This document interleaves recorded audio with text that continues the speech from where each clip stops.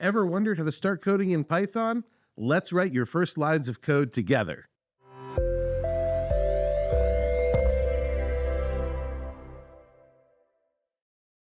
I'm Mark from SkillSprints, and today we're going to dive into the basics of Python programming. By the end of this video, you'll have written your very first Python code and be on your way to becoming a Python programmer. Let's get started. Before we start writing Python code, we'll need a text editor. I recommend using Visual Studio Code, also known as VSCode. It's free, user-friendly, and perfect for coding in Python. First, let's download and install VS Code. Head over to code.visualstudio.com. From here, you'll see a download button. Make sure you download the correct stable version for your operating system. Once downloaded, just follow the prompts to install Visual Studio Code. This should only take a few minutes. With Visual Studio Code downloaded and installed, we're now going to install the Python extension. Visual Studio Code has an extension-based architecture, which means some of the features are only available if you install specific extensions. Let's go ahead and open the extensions panel, and let's search for the Python extension. There's a number of extensions here. We're looking for the first one, Python language support. I'm going to click Install. Now the extension is installing, and this will give us additional support for coding with Python in Visual Studio Code. Now we can create our Python file. I'm going to go to the File menu, and I'm going to choose New Text File. And of course, this is where we'll do our coding. But let's save our file first. I'm going to go to File, and Save. And I'm going to save this on my desktop in a Python folder. So I notice I've got a Python scripts folder here. And now I'm going to save this with the file name first, since this is our first Python program, .py. That .py extension is important because it's how the operating system recognizes this as a Python file. And that's it, you're ready to start coding in Python with Visual Studio Code.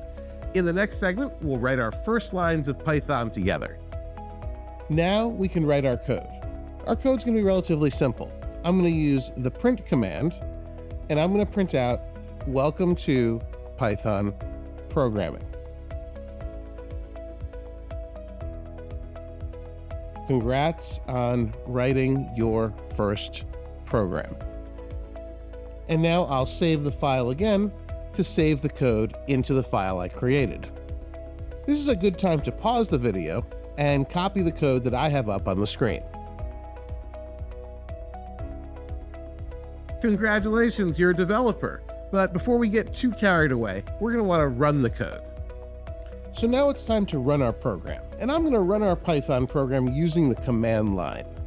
Sometimes this is called the terminal. I think this is a lot of fun because it gets you closer to the actual computer's core. First thing I'm going to do is navigate to my Python folder on my desktop. I'll do that with the change directory command. So cd desktop. I'm now on the desktop, and that's where my Python scripts folder is.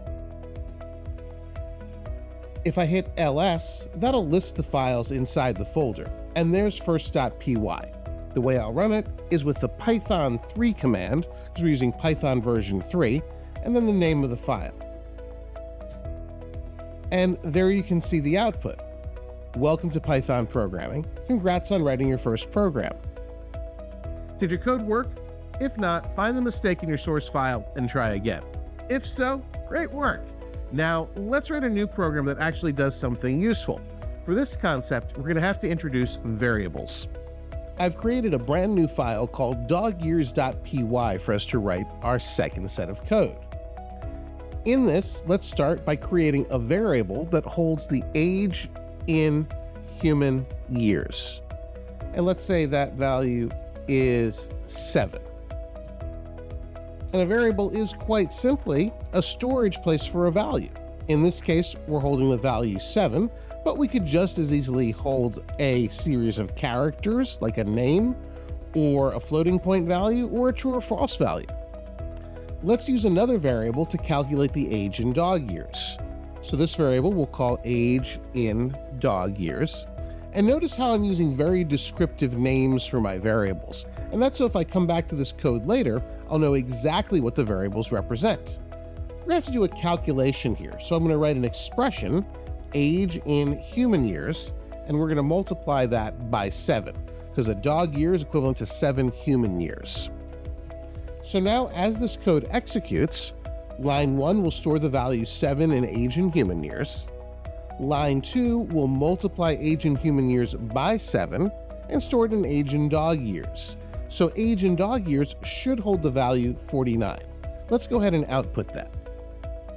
So I'm going to use the print command, your age in dog years, and then we'll output the age in dog years value.